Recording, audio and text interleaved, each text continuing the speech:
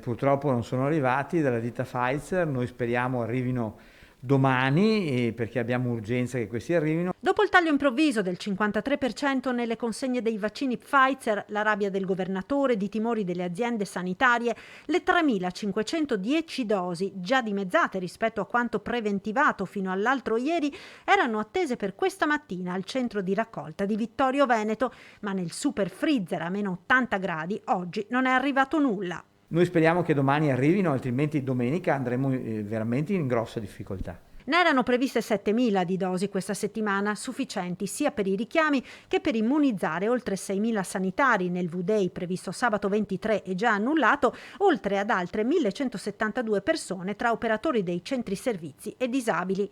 Ora si incrociano le dita per garantire almeno i richiami. Fino a lunedì riusciamo a gestire, oltre no, poi salterebbero ovviamente dei richiami, quindi noi ci auguriamo che almeno le 3.500 promesse arrivino domani. La preoccupazione è palpabile, come il disappunto. Siamo quelli che vaccinano di più, che sono partiti prima, che hanno fatto più numeri, che il Veneto è tra i primi, e quelli che vogliono ovviamente arrivare a vaccinare subito le persone a rischio, quindi l'RSA, chi lavora nella sanità che deve curare gli altri e gli anziani. E adesso noi non ci troviamo nella condizione di non riuscire a rispettare il programma che la Regione ci aveva dato, che era un programma molto stretto, dove entro marzo andavamo a chiudere veramente tutte le persone a rischio. Nel piano dell'ULSS 2 la prossima fase prevedeva la vaccinazione di 35.000 over 80 nei palazzetti e palestre già individuati con i comuni, più altri 3.000 anziani a domicilio. Ed è ormai una corsa contro il tempo. Se tutti arrivano regolari noi potremo già partire dal 1 febbraio.